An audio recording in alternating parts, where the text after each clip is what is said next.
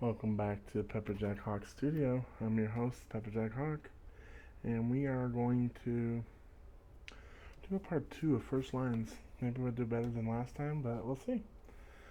Uh, First one today, or second one today, Percy Jackson by RickRiordian. And this is iconic. There's a TV show, there were some movies. Percy Jackson's about to be kicked out of boarding school again, and that's the least of his troubles. Lately, mythological monsters of the gods of Mount Olympus seem to be walking straight out of pages of Percy Jackson's Greek mythology textbook and into his life, and worse, he's angered a few of them. Zeus' master lightning bolt has been stolen, and Percy is the prime suspect. Now Percy and his friends have just 10 days to return Zeus' stolen property and bring peace to warring Mount Olympus. But to succeed in his quest, Percy will have to do more than just catch the true thief. He must come to terms with the father who abandoned him, solve the riddles of the oracle, which warns him of betrayal by a friend, and unravel the treachery more powerful than the gods themselves. And so, this should be the line, the chapter heading. Chapter 1. I accidentally vaporized my pre-algebra teacher. Look, I didn't want to be a half-blood. If you're reading this, it's because you think you might be one. My advice is close the book right now. Believe whatever lie your mom and dad told you about your birth and try to lead a normal life. Iconic line. The back is great. But that title heading, oh, that should be the first line. I vaporized my pre-algebra teacher. Dude. That one's good. Now, psych, we got MichaelJSullivan, Age of Myth. Last time I had the second one, and so, sorry Michael, we'll get you. Lots of Michaels that I like authors of, I guess. Let's see.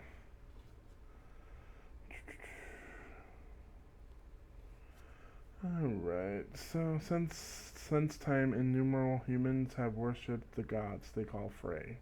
Truly a race apart. Invincible in battle, master of magic, seemingly immortal. But when a god falls to a human blade, the balance of power between human and those they thought were gods changes forever. Now only a few stand between humankind and annihilation. Wraith, reluctant to embrace his destiny as the god killer. Suri, a young seer burdened by signs of impending doom. And Persephone, who must overcome personal tragedy to lead her people. The age of myth is over. The time of the rebellion has begun. Let's see. This is like a prequel series to his big one, the RaSalvatore Chronicles Steps of Sword. That one's really good. I need to get a copy.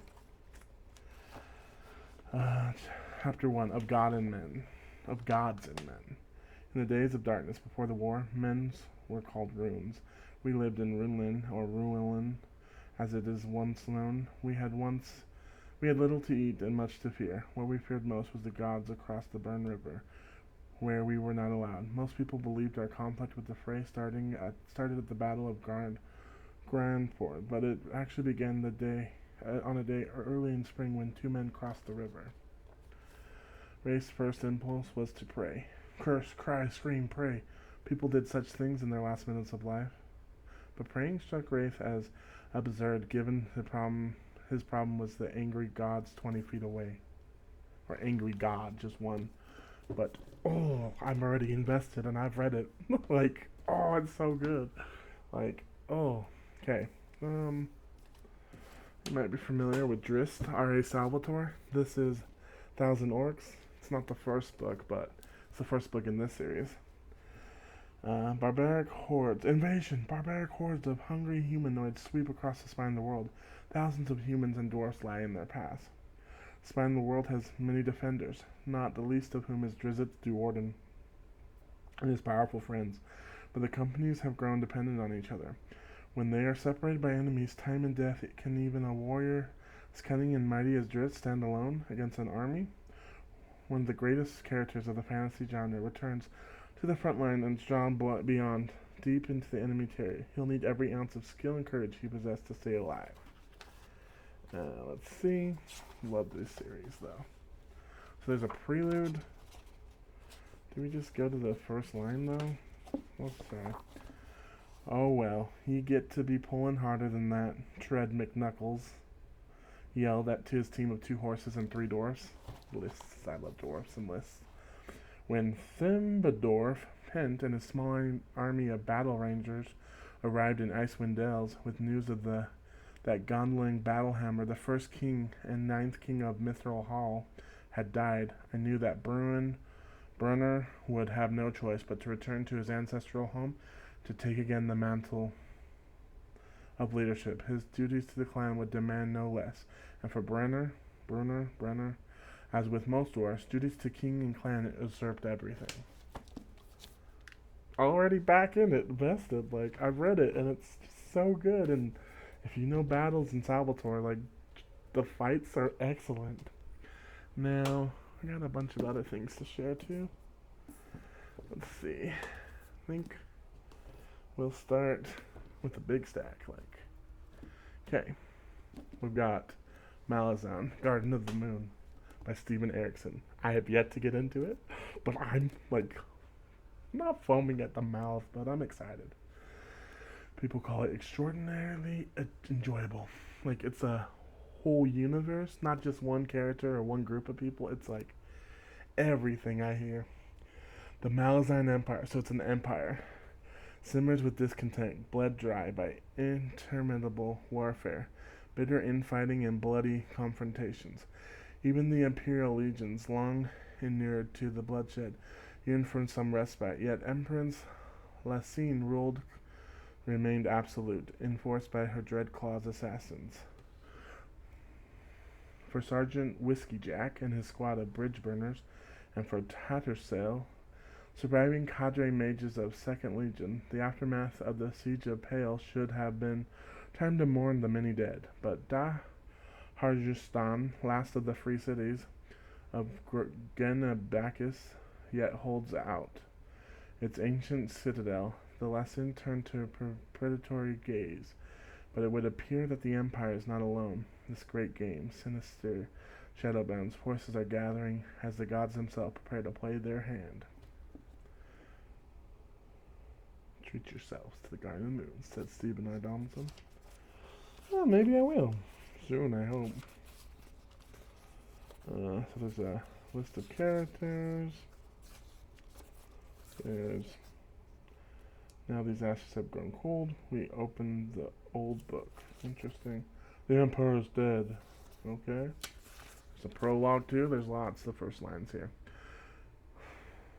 11,050th year of burned sleeps. 96th year of Malazan Empire. The last year of Empire Kalinavez's reign. The stains of rust seem to map blood seas on the black pocked surface of Mock's vein. Century old, it squatted on the point of an old pike that had been bolted to the outer top of the hold's wall. So ready, you're getting the land. Chapter 1. Prod and pull, the old woman was saying.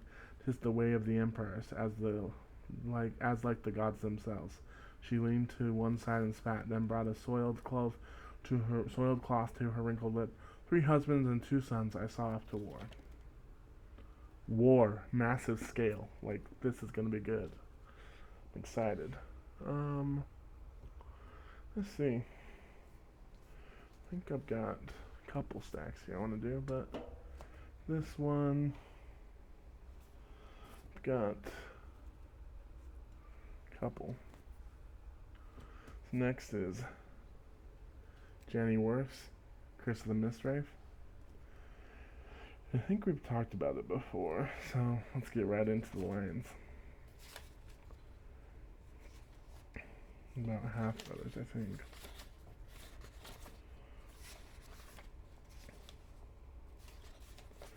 The War of Light and Shadows were fought during the Third Age of Atheria, the most troubled and stifled era recorded in all of history. Okay, Chapter 1, Captive. The longboat cleaved waters stained blood red by sunset, far beyond the sight of the shore, a league distant from her parent ship at the limit of the designated patrol. She rose on the crest of the swell. The boatswain in command shouted hoarsely from the stern, "Hold stroke!" It's a little slower, but I like it. Like, okay. JoeAbercrombie, the blade itself. I'm in and out of it. I've gotten in a few times and saw myself out, but I don't know why. Logan Ninefingers, infamous barbarian, has finally run out of luck. Caught up in one feud too many, he's about to become dead. A dead barbarian, leaving nothing behind but bad songs and dead friends. Jez Dan Luther, paragon of selfishness, has nothing more dangerous in his mind than winning glory in the fencing circle. But war is brewing on the battlefield in the frozen north. They fight together, bloodier rules. Inquisitor Galacta, crippled turned torturer, would like nothing more than seeing Giselle come home in a box. But then he hates everyone, cutting treason out of the heart of the Union in one confession at a time, leaving little room for friendship, and his latest trails of corpses could lead straight to a rotten heart of government. But he can just stay long enough to follow it. Breathtaking moments, great characters, grim laughs. So it's a grim dark, and I hear this first one just sets up characters, but we'll see. I mean, we'll get into it. First law, book 1. You start with the end. Chapter 1 is the end. I love starting at the end. What? Logan plunged to the trees, bare feet slipping and sliding in the wet earth, slush and wet pine needles, breathing rasping in his chest, blood thumping in his head. He stumbled and sprawled onto his side, nearly cut his chest open with his own axe, lay there panting, peering through the shadowy forest. I almost said the wrong word. But man, he's gonna trip on his own axe? Whoa, it is the end, this is some good reads, honestly. Okay, do a couple more today, I think. We Are the Dead, No More Heroes by MikeShackle. What is it with Mikes and Michaels? They're good writers, that's all. Last War, Book 1. The war is over. The enemy has won. Jaya's people learn the hard way that there is no second chances. I think we read that, so let's see. Just a refresher for a second, I guess. There's some good art. Okay, no prologue, straight into the story. Tinistra, the cottage. Tinistra held the knife in her shaking hands. It was a small blade, easily stolen from the armory, made of the best risen steel, and razor sharp, perfect for what she needed to do, perfect for her little wrist, her small veins. Why is it perfect? What is she going to do with that knife? That was actually surprisingly pretty dang good. I think we're noticing a theme. Philip Chase, The Way of Dan. Fellow book tutor, if I can call myself that yet. The kingdom of the eternal will awaken when the Way of Dan holds sway over all of Emermalan. So say the prophecy. With unrivaled power and the gifts of Supreme Priest Beleda, leads Torland and its mighty army to convert the rival kingdoms by the sword and by the fang. Among the gathering resistance is the sorceress Sequera, whose mission is to protect her island and her Endominic faith from the Torlanders' aggressions. As holy ward looms over the kingdom of Armaland, a chance encounter bestows a terrible curse upon a young man. The Raven's curse may decide Emmerland's fate. But first, with the help of unlikely friends, he must survive the shattering world. Oh, that wasn't even the first line, and I'm in. Dude, and the pretty, stained glass look, it's, pretty good. I say a lot, because Mark Lawrence, John Gwynn, and JannyWarts all wrote phrases. Ian Esselmont is Ed from the Brothers Grin, Will from the Brother Grin. And Ian Esselmont is part of the Malazan, not the original author, though, I think. Let's see. So there's a prologue. We'll do it again in chapter 1. Prologue. Death-like silence descended upon the temple.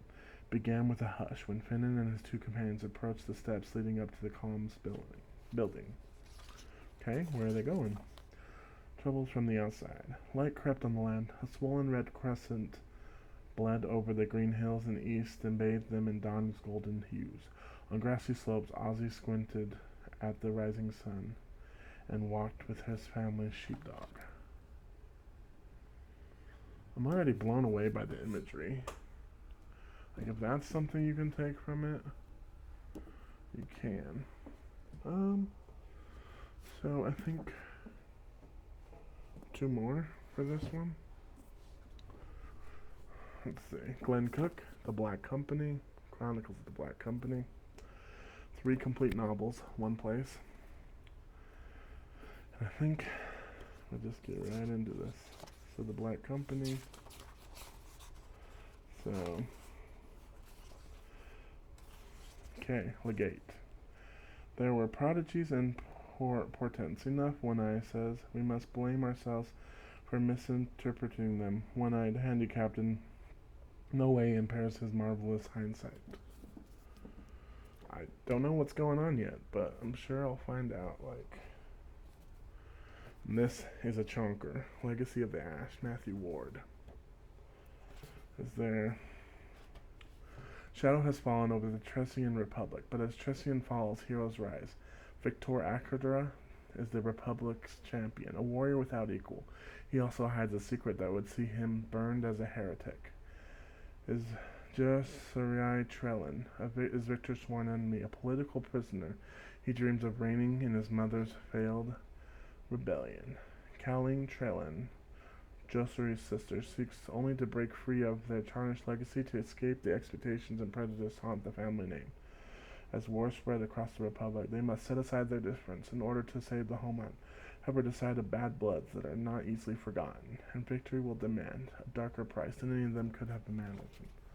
Like, how many pages is this book?